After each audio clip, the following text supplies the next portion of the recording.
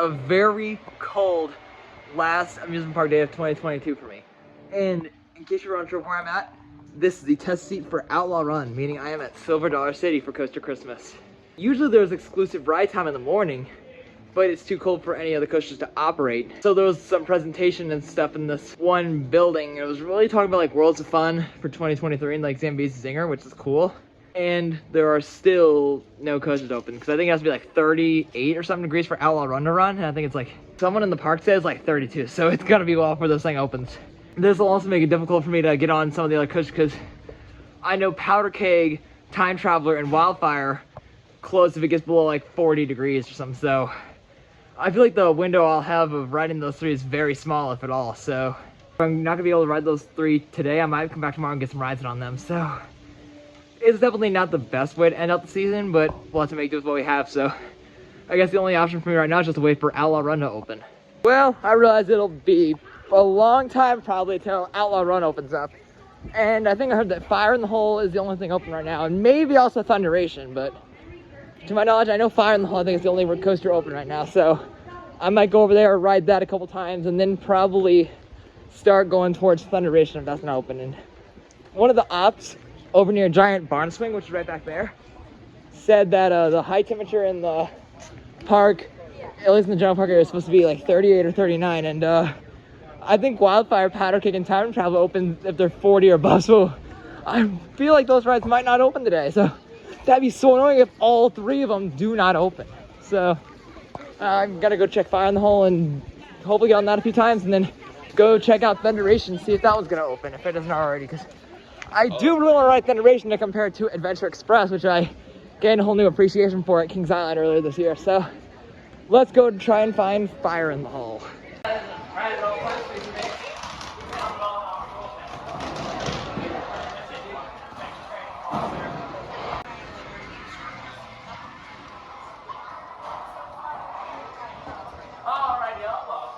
I just rode Fire in the Hole, and even though I was in the front of the train, which is not the best seat in the ride, I know that for a fact because I've done the back of the train, and it is absolutely insane back there.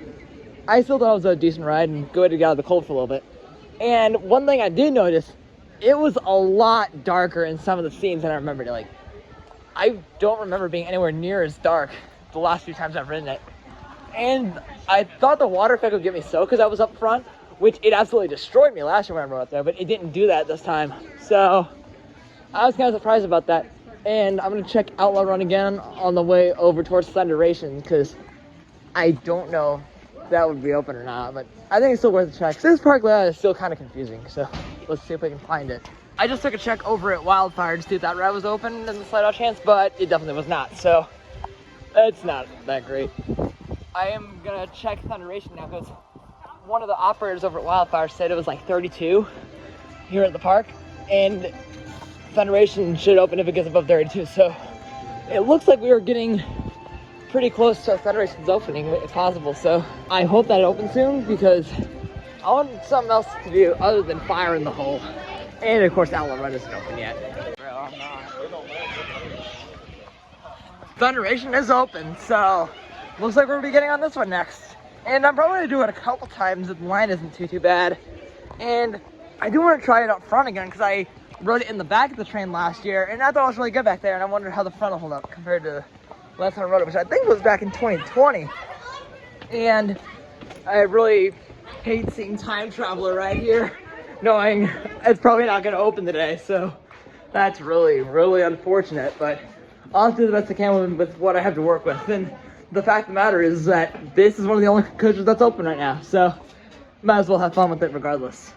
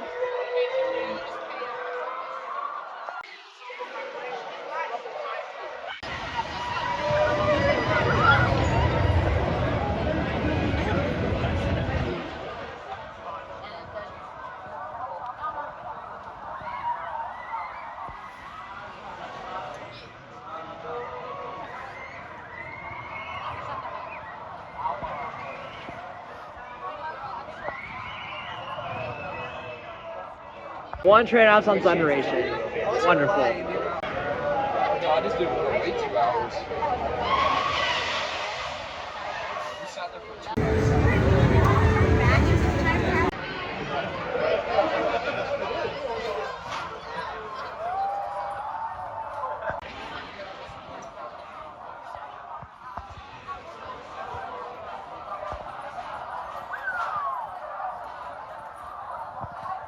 The crew here at Thunderation is doing a great job with dispatching trains really fast. It seems like right when the train re-enters the station, because they're only running one train, they have the next one ready to go within a minute and a half. Like, it's great. So I hope they keep up the good work.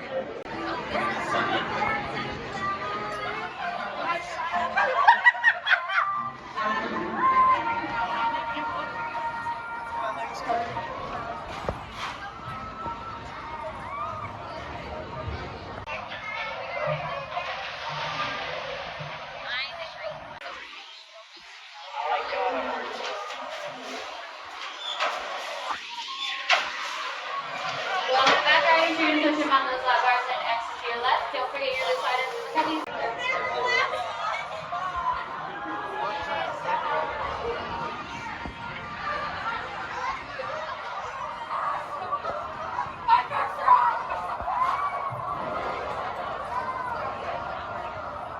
I just got off of Thunderation front row from our first time in almost 2 years, and that is still my favorite mine train I've ridden. But that being said, it was quite bumpy, like way more so than what I'm used to. I think besides Runaway Mine Train at Six Flags Over Texas, that might be the bumpiest mine train I've ridden. Like, especially in that Helix, it wasn't the smoothest thing ever, but I still had a great experience on it. And I forgot to wear gloves on that ride, so my hands are freezing, so that wasn't ideal, but it was still fun. Now I'm gonna go check Outlaw Run, see if that's open by now, which I really hope it is because I want to ride it. So I'm gonna head over that direction and see if it's opening soon or not. After waiting some more at Outlaw Run, the temperature was 35 degrees, but it dropped down to 34, and Outlaw Run has to be 37 for it to open. And on top of that, one of the workers said there was ice on the tracks, so even if it was able to get up to 37, they probably wouldn't be able to open it anyway. So, oh my gosh, this is ridiculous. I mean, Outlaw Run, Time Travel, Powder Cake, and Wildfire are all closed, probably for the day, which is absolutely ridiculous. Like, what am I gonna do? Marathon Thunderation all day? That seems kind of boring to me.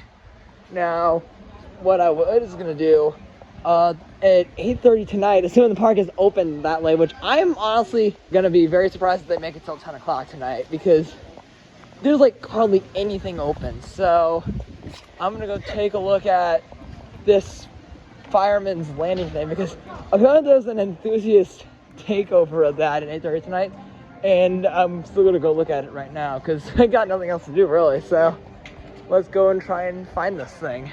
over at Wildfire right now, and it really makes me wish that this ride was open, because this is easily one of the most photogenic coasters I've seen, and it's really unfortunate that it's not opening today, because someone in the gift shop said that this ride for sure will not open, so that's very unfortunate that I will not be able to compare this ride to Hulk or Kumba, but it is what it is.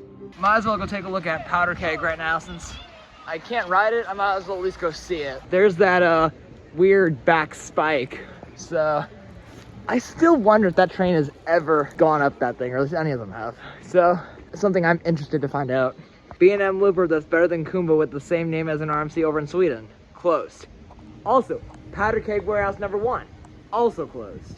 Since I got nothing else to do, I'm gonna go over and ride Thunderation again, because I've only ridden it once, and I always want to get on something while waiting for the sun to go down, because I do want to go over to Wildfire and get some shots of the sunset, even though the ride's not running, which is very unfortunate, but it would be better than nothing, so hopefully Thunderation's line isn't too bad.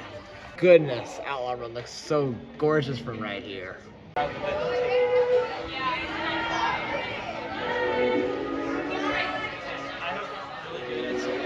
guys can go ahead and go up and over the stairs. I've gotten really good at this.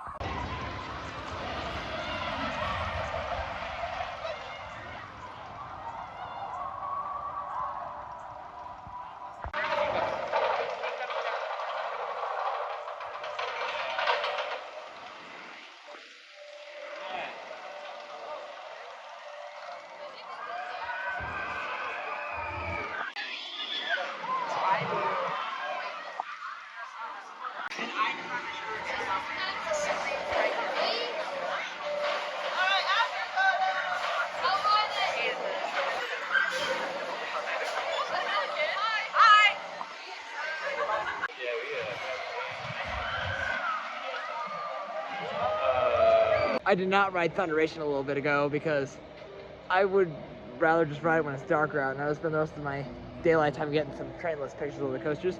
But I did ride this wonky flat ride called High-Low Silos. I don't even know if you call it a flat ride or whatnot, but basically there's a rope that you have to pull down on, and then if you do that, you go upwards. And then I was mainly doing that just to get some cool views of Outlaw Run from up there. And if you don't wear gloves on this, it's gonna hurt. So I had to stop halfway through my first ride to get my gloves on because A, it was cold, and B, I was worried I'd cut my skin open if I grabbed on the rope like that. So even if you're here in the summertime, I recommend bringing gloves if you're planning on riding that, as it will make your hands forgive you, I guess, but I don't know how to word that. But anyway, since it is starting to get a little darker out, I'm gonna go over towards Wildfire and get some shots of the sunset when the sun starts to go down, which shouldn't be too long from right now. That sunset is absolutely stunning tonight. I can only imagine how much better it'll look in a few minutes when it fully goes down. After doing Grandfather's Mansion once, I decided to head out of Silver Dollar City because nothing else is open, and I checked the Silver Dollar City app and it said Thunderation is now closed. So I think the only coaster open was Fire in the Hole.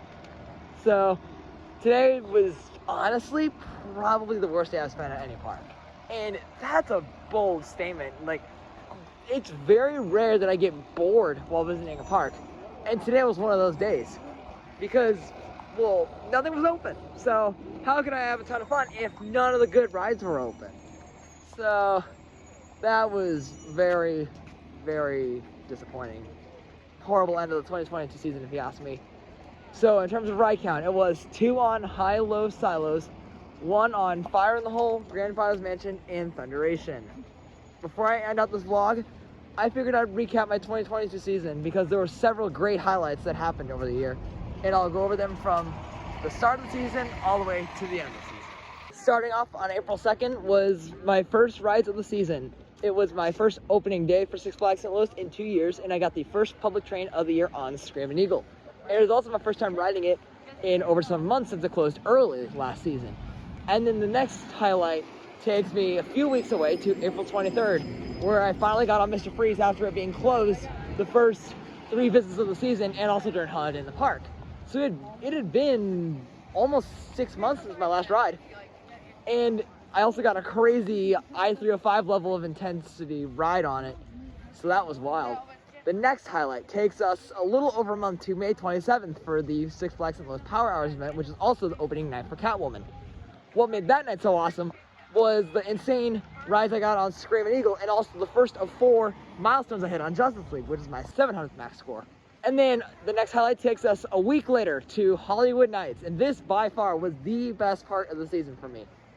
Well, it's Hollywood Nights, which that's kind of expected, but this one in particular was by far better than the other ones I had done, because fewer crowds, Voyage and Thunderbird walk back, including going back to the Voyage's Spaghetti Bowl. I mean, come on!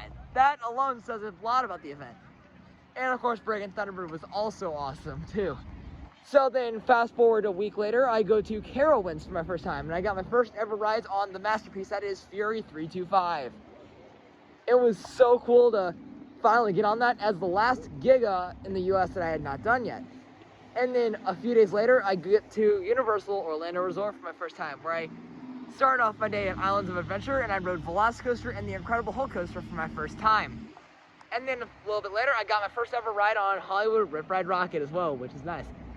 The next day, I got my first ever ride on Hagrid. I did front row bike seat, and that was a great experience for sure. And then fast forward a few days later to June 19th. This is my first ever rides on Iron Gwazi, and there was the main reason for the whole trip alone, and it lived up to the hype for sure. Despite running slow in the morning, I also had a great time on that. I also got a crazy fireworks ride on Cheetah Hunt, which was absolutely insane. And then a few days later, on June 29th, that is my return to Six Flags St. Louis, and I got stuck on Screaming Eagle. Nothing big there. Next up is July 2nd, and that was just a bunch of rain rides and stuff. It was awesome. And then, if I remember correctly, I think the next big event happened on July 20th, which was, I believe, my 800th max score as the second of the 4 milestones that I hit. And then a little over a week later, I made it to Worlds of Fun for my first time. So I got to see how good Mamba and Prowler were, and let's just say both of them were phenomenal coasters. And then a little over a week later, if not that, I made it to Kings Island for my 3rd time. And since I had ridden Thunderbird every year since its opening year at Hollywood Nights, I also got back on Orion, and I've ridden that every year since its opening year. So it was also awesome to get on that and get some great rides on the other coasters too. Well, almost every single one, because there was some like Mystic Timbers that disappointed me. And also getting some great rides on Banshee, the Beast, Diamondback, Racer. It was just overall a blast. And so I think the next major highlight was about a month later when I made my return to Indiana Beach. This was my 2nd time coming there, and it was great to get back to the park, and I gained a much better appreciation for Hoosier Hurricane since I did not like it last time I rode it. And then a couple weeks later was Daredevil Days at Six Flags St. Louis. I got to go backstage with the boss for my first time on that event, which was phenomenal. And it was just awesome getting a marathon Screaming Eagle with no lines. And I think I actually missed my 900th. I think it was like the 27th or something like that. No, it was August 20th. That's when it was. August 20th. That was when I hit my 900th. So after Daredevil Days, we had a couple visits to Fry Fest. And really, the next major highlight for me was October 8th, which is when my friend Ryan and I got those ridiculous triple front row night rides on Mr. Freeze well after the park closed. So that was well. And then of course Justice League blue screen of death that night, which was hilarious. And it did cause the ride to go down the next day. The next day I did get some crazy Screaming Eagle moonlit night rides, and I also got stuck in the boss. So that was wild. And then the last huge highlight was October 29th. And that is when I hit my 1,000th max score.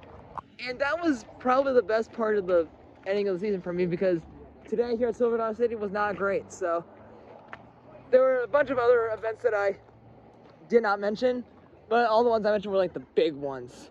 And that's a wrap for the 2022 season. So thank you guys so much for watching this video. And before you click off this video, please make sure to leave a like and leave a comment if you haven't done so already. And if you're new to the channel, please consider subscribing for more content just like this. I upload content like this fairly frequently, and starting in 2023, you will see more content coming from multiple new parks, so stay tuned for that. Thank you guys for sticking with me through 2022, and I'll see you guys in 2023.